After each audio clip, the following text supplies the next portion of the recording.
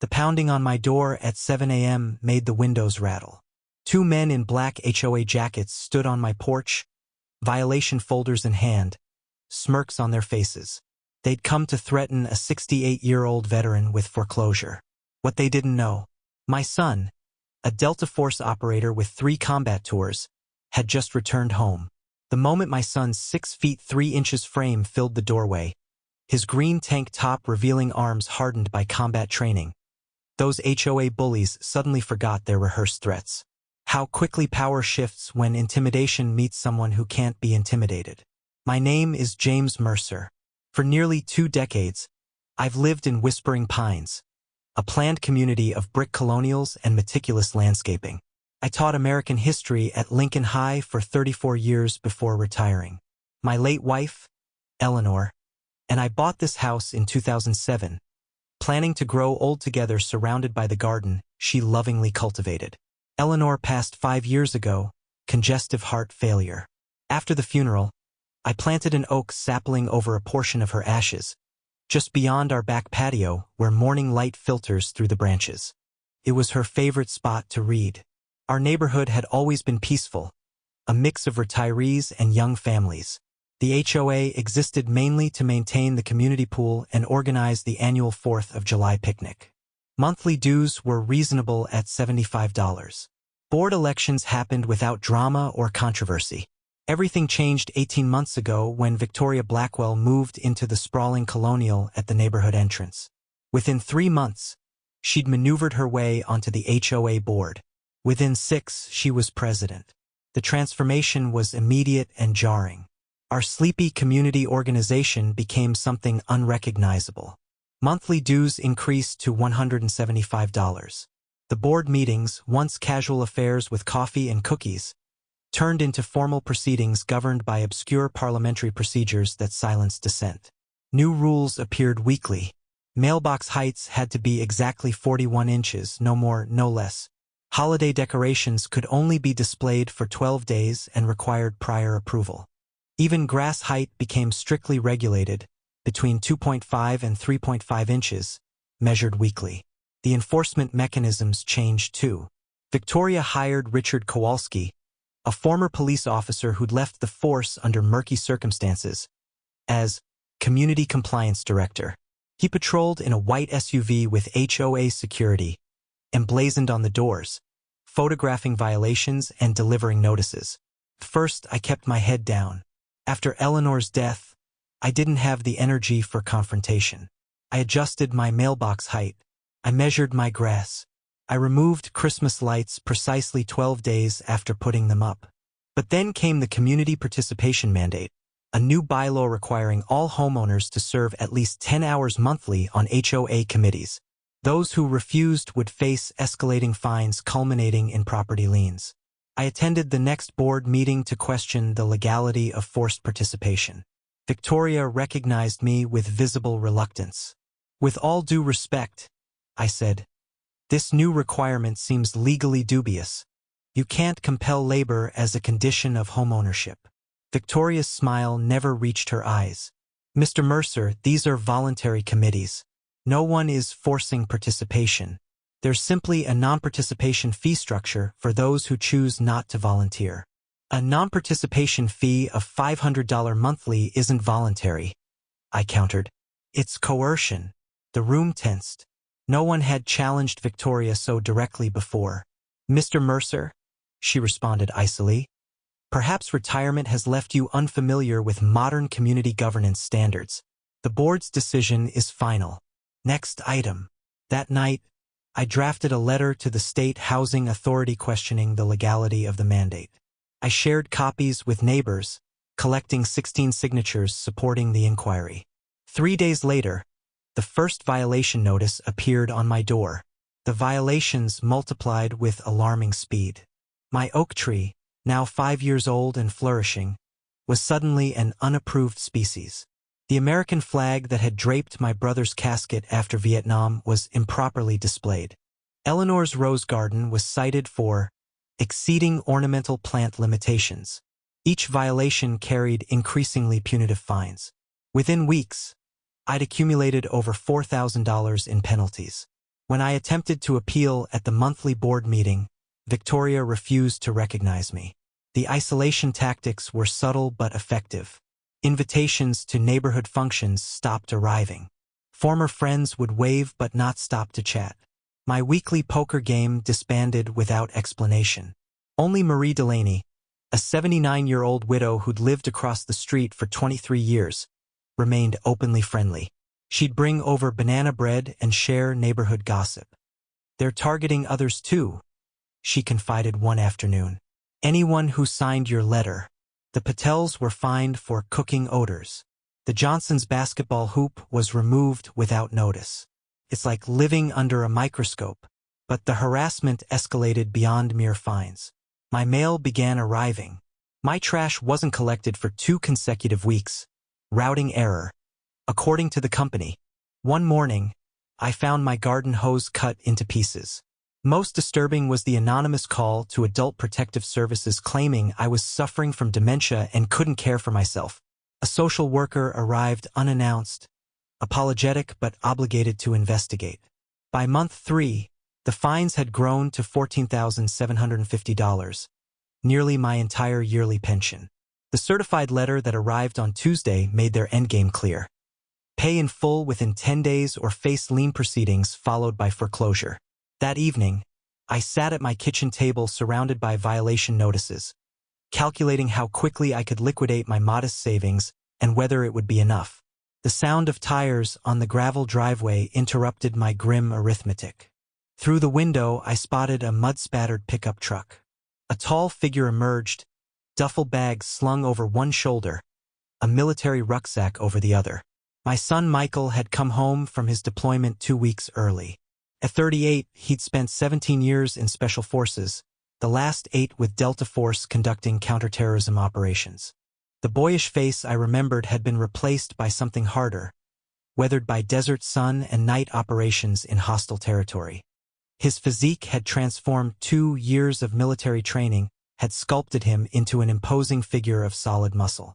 That night, as we sat on the back deck watching fireflies rise from the lawn, I tried to downplay the HOA situation, but the stack of violation notices on the kitchen table told their own story.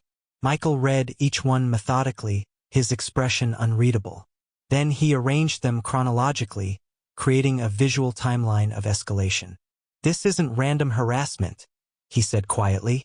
"This is systematic, targeted pressure with a specific goal." He pointed to the pattern. "They're building a paper trail to justify taking your home.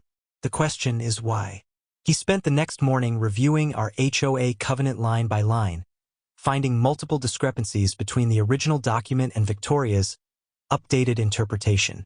By afternoon, he drafted a point-by-point rebuttal of each violation, citing specific covenant language that contradicted the notices. "First rule of counterinsurgency," he explained with grim humor. "Know the terrain better than your enemy."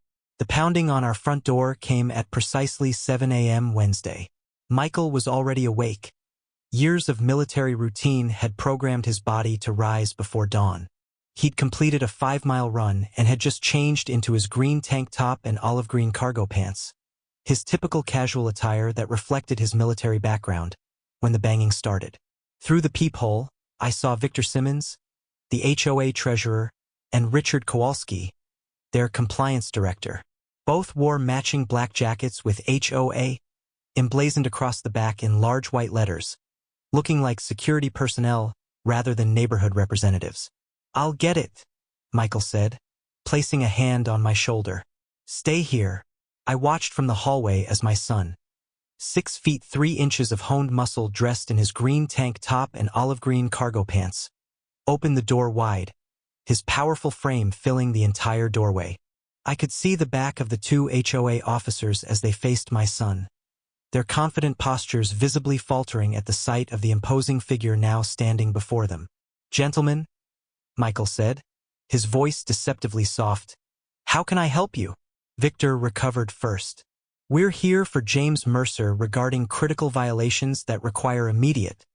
"And you are," Michael interrupted, making no move to invite them in. "Victor Simmons, HOA treasurer. This is Richard Kowalski, community compliance. We need to speak with James Mercer immediately about urgent financial matters. What matters specifically? Michael asked. Richard, clearly hired for intimidation, stepped forward. This is official HOA business. We need to speak to the homeowner now. I'm family, Michael replied. Anything concerning my father can be addressed to me. The standoff lasted several uncomfortable seconds. Fine, Victor snapped, extending a folder. Your father has accumulated $14,750 in violations. Payment is due in full within 10 days, or will begin foreclosure proceedings. Michael took the folder but didn't open it. That's an impressive sum for grass height and an oak tree. Victor's face reddened. There are 17 distinct violations, documented with photographs taken while trespassing on private property. Michael finished. Several after dark, based on the timestamps. Richard stepped forward aggressively. Listen, we don't know who you think you are, but this situation doesn't concern you. Your father signed a covenant agreeing to. Michael's posture shifted almost imperceptibly. Nothing overtly threatening, just a minimal adjustment of weight and balance. But something in that subtle movement made Richard stop mid-sentence. Actually, Michael said, his voice still conversational, I've spent the morning reviewing that covenant. Fascinating document. Did you know Section 5, Paragraph 3 explicitly prohibits the board from imposing cumulative fines exceeding $500 without a full membership vote? Victor blinked rapidly. The board has enforcement discretion, within the boundaries established by the covenant, Michael agreed, which also guarantees homeowners the right to appeal any violation directly to an independent mediator. Has my father been offered that opportunity? The men exchanged glances. Perhaps we should continue this discussion inside, Michael suggested, stepping back from the doorway. I've just made coffee. The trap was so elegantly constructed that they walked right into it. In our kitchen, Michael invited them to sit, then methodically dismantled each violation while recording the entire conversation on his phone. With surgical efficiency, Michael dismantled their case. This oak tree, approved with Victoria's own signature 5 years ago, he produced the dated document. These rose bushes, explicitly recommended in your own guidelines. The evidence materialized with each accusation. As 17 violations crumbled into dust, Victor's face flushed crimson while Richard's confident posture collapsed into stunned silence. The methodical takedown revealed not random enforcement, but calculated persecution. Gentlemen, Michael concluded after 40 minutes, this pattern suggests targeted harassment rather than legitimate enforcement. I've documented everything, including your admissions that proper procedures weren't followed. The next step would typically involve attorneys, but I believe in giving people one chance to do the right thing. He slid the folder back across the table. All violations rescinded by close of business today, all fines waived, and my father receives written confirmation. Otherwise, my next calls will be to the State Attorney General's office, the FBI's Public Corruption Unit, and several media contacts who find stories about elderly harassment particularly compelling. They left quickly, violation notices abandoned on my kitchen table. That won't be the end of it, Michael said as their SUV screeched away, the passenger door still swinging open. His eyes, the same calculating gaze I'd seen in news footage of Spec Ops veterans, narrowed. Men like that retreat only to regroup. They've invested too much to walk away. He checked his watch. We have maybe 36 hours before they come back with something worse. Time to find out what we're really fighting. Michael deployed his military intelligence training with surgical precision. Bypassing confrontation, he silently mapped the HOA power structure while uncovering a damning pattern through public records. Victoria's husband Lawrence, CEO of Meridian Development Group, had executed identical takeovers in neighboring communities, infiltrating HOAs, manipulating zoning laws, and transforming family neighborhoods into lucrative high-density developments. More concerning were the property records showing that 14 homes in our neighborhood had been purchased in the past year by different LLCs, all sharing the same registered agent as Meridian Development. They're buying up the neighborhood, I realized. But why target specific properties? And why the sudden urgency? Michael expanded his investigation beyond documents. He befriended the landscapers who worked throughout the community, learning that they'd been instructed to document and report specific violations at designated homes. He chatted with postal carriers about neighborhood changes. He bought coffee for county clerks who handled property records. Each conversation revealed another piece of the puzzle. 16-year-old Tommy Jenkins, who mowed lawns in the neighborhood, hesitantly admitted that Richard Kowalski had paid him $50 to photograph the inside of my garage when I left it open. They wanted to see if you had, violations or whatever, Tommy explained nervously. But I think they were looking for something specific. Our breakthrough came from Sarah Chun, recently fired from her position as assistant city planner. Over coffee at a diner 20 miles from our neighborhood, she revealed that a massive rezoning proposal had been quietly submitted to the county. The proposal only works if they control certain key properties forming a continuous parcel, she explained, showing us a map on her tablet. Your home sits right in the middle of what they need. Sarah's hands trembled as she manipulated the map. 2 security guards escorted me out the same hour I questioned why this proposal skipped environmental review. She withdrew a flash drive from her necklace pendant, voice dropping. I had 3 minutes to clear my desk. Enough time to grab this. The screen filled with emails marked confidential as she narrated rapid fire. Commissioner Phillips, Victoria's cousin, ordered planning staff to minimize regulatory hurdles. His campaign treasurer is Lawrence Blackwell's brother. The zoning board chair's daughter just received a mysterious academic scholarship. 7 officials involved in approval have received consulting fees from shell companies. She pointed to a timestamp. They're voting next Tuesday. After that, nothing can stop them. One email particularly stood out. Lawrence Blackwell had written to Commissioner Phillips. The Mercer property remains problematic. Conventional acquisition strategies have failed. Moving to alternative methods as discussed.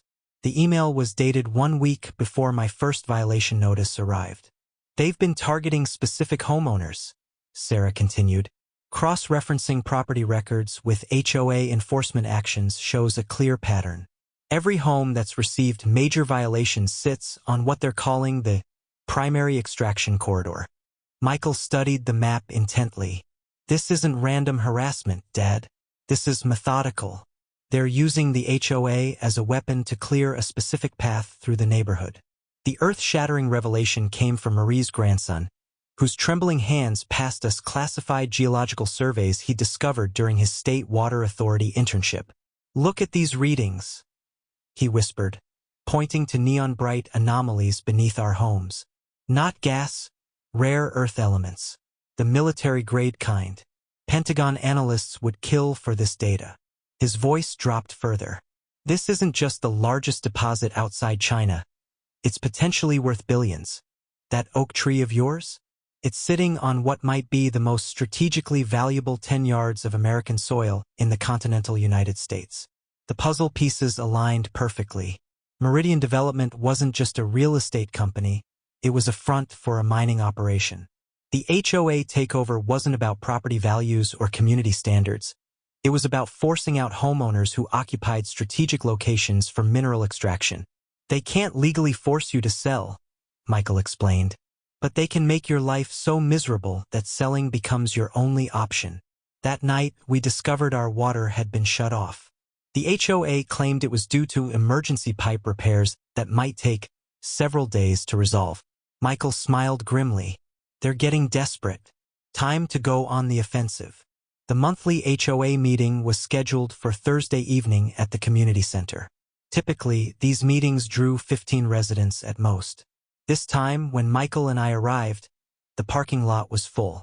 Inside, over 70 homeowners filled every chair, with more standing along the walls. Victoria Blackwell seemed momentarily taken aback by the attendance but quickly regained her composure. Let's begin with the treasurer's report, she announced, attempting to control the agenda. Point of order. Michael stood. All eyes turned to him. According to HOA bylaws, Section 2, Paragraph 4, any resident may request agenda modifications before proceedings begin. Victoria's professional smile remained fixed, but her eyes hardened. "And you are Michael Mercer, representing my father James Mercer's property interests. You're not a homeowner," she dismissed. "Only property owners may participate in proceedings." "I have notarized proxy authority," Michael replied calmly, holding up a document.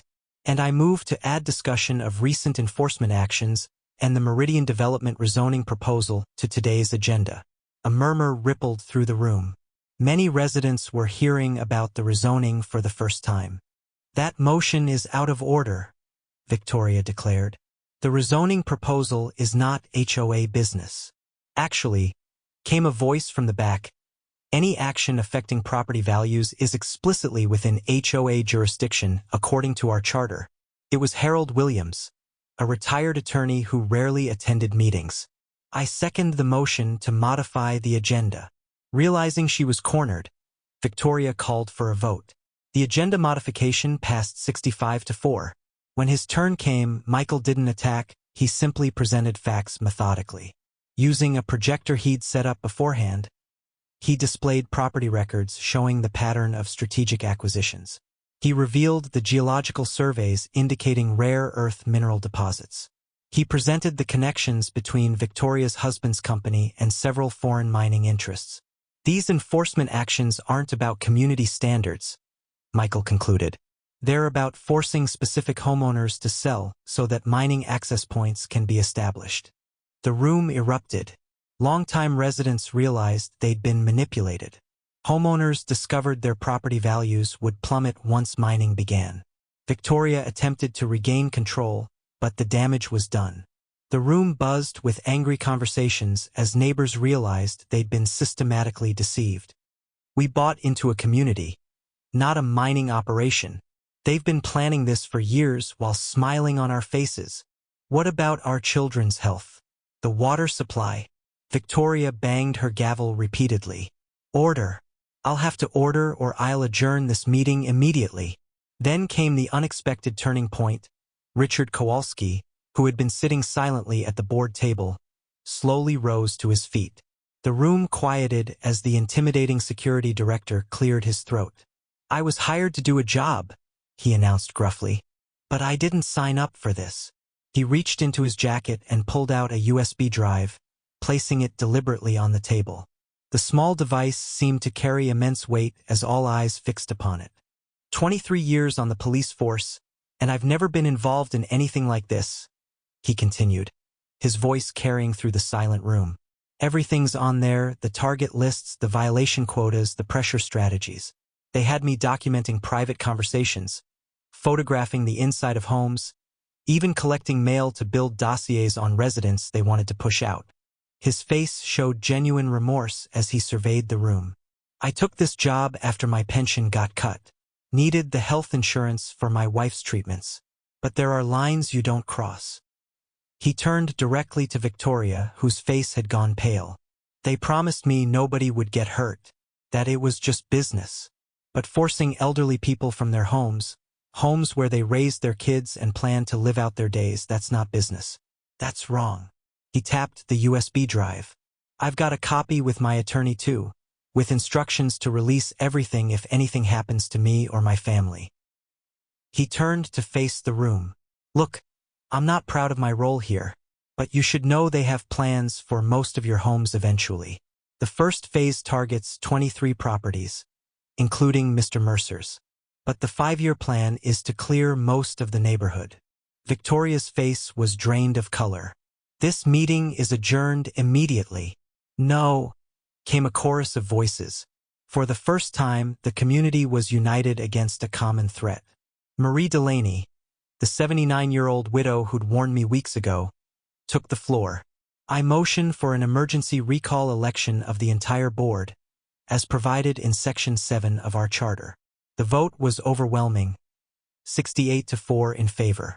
As we left the meeting, Michael put his arm around my shoulders. "It's not over yet, Dad. People like this have contingency plans." The next morning, a black Lexus parked in front of my house.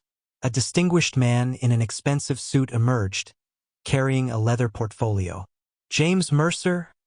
he inquired when I opened the door. I'm Lawrence Blackwell, CEO of Meridian Development. May I come in? Michael appeared silently behind me. Whatever you have to say can be said right here. Blackwell's eyes flickered with recognition. You must be the son. Former military, I understand? Impressive performance last night. What do you want? I asked. To make this situation beneficial for everyone, Blackwell smiled. Meridian is prepared to offer you $1.2 million for your property, nearly 5 times its market value. You'd be free to relocate anywhere with no financial concerns. A generous retirement package, if you will. The amount was staggering, enough to solve all my financial worries and leave a substantial inheritance for Michael. And if I refuse? I asked. Blackwell's smile remained fixed while his eyes turned to Winter. The recall election? He chuckled softly. A temporary setback. He leaned closer, voice dropping to a conspiratorial whisper. Ask your neighbors about the strange water outages hitting homes of HOA critics. Ask why 3 county commissioners suddenly reversed their positions after their children received merit scholarships.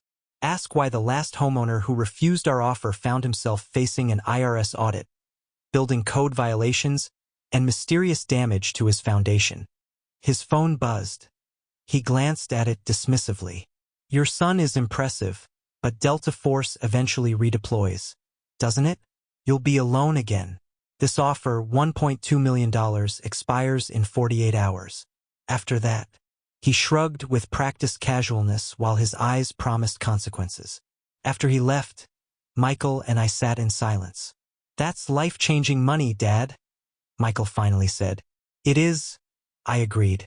But this house holds your mother's memory. And if what they're planning hurts the community. Michael nodded, understanding. Then his phone rang, an unknown number. His expression changed as he listened, asking occasional clarifying questions before hanging up. That was Sarah Chun, the fired city planner, he explained. She's been doing her own investigation. The rare earth mineral deposit is real, but there's something much bigger happening. The revelation that changed everything arrived at 2 a.m. with 3 sharp knocks on our back door. A Pentagon contact of Michael's, still in his dress uniform, laid down satellite photos alongside geological surveys. Your HOA problem just became a matter of national security, he said grimly. The evidence was undeniable. Meridian Development wasn't merely partnered with foreign interests. It was a sophisticated front for Chinese military intelligence operating through 7 layers of American-looking shell companies. The memory stick contained intercepted communications between Beijing officials discussing the Whispering Pines strategic resource acquisition. Michael's face hardened as he translated the military significance. These aren't just valuable minerals. They're the exact elements that give our next-generation missile defense systems their edge. If they control this deposit, they control our defense supply chain. Even more disturbing was what Sarah had found in communications between Meridian and county officials. Language suggesting that environmental regulations would be streamlined once mining began. The extraction process for these minerals would involve chemicals that could potentially contaminate the regional water table serving 3 counties. This isn't just about our neighborhood anymore, Michael said gravely. It's about who controls resources vital to national security and the health of everyone in the valley. But the final piece of the puzzle came from an unexpected source. Richard Kowalski arrived at our door that evening, looking haggard and nervous. They fired me this morning, he said when we invited him in. But there's something you should know. He handed Michael a folder containing aerial surveys of the entire region. These weren't in the files I gave you yesterday because I just found them on Victoria's computer while clearing out my office. The surveys revealed that the mineral deposits extended far beyond our neighborhood, under protected wetlands that were home to endangered species. Meridian's strategy was to establish mining operations in our community first, then use that foothold to justify minimal additional expansion into protected areas. They're using your neighborhood as the camel's nose under the tent, Kowalski explained. Once they start operations here, they'll argue that the environmental damage is already done, so they might as well expand. Michael made 3 calls that night. The first was to his former commanding officer, now working with the Defense Intelligence Agency. The second was to a contact at the Committee on Foreign Investment in the United States, which reviews foreign acquisitions with national security implications. The third was to a journalist specializing in environmental and corporate investigations. Within 72 hours, federal agents arrived, not at my house, but at Meridian Development's headquarters and Victoria Blackwell's home.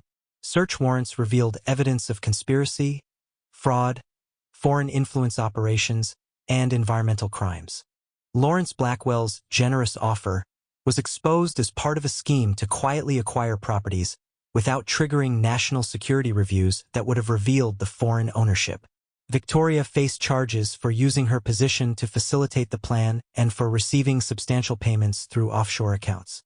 The community held an emergency meeting where federal officials explained the situation. The rare earth mineral deposits would still eventually be developed, but as a carefully regulated strategic national resource with full environmental protections, transparent processes, and fair compensation for affected homeowners. Those who wished to sell would receive genuine market value plus relocation assistance.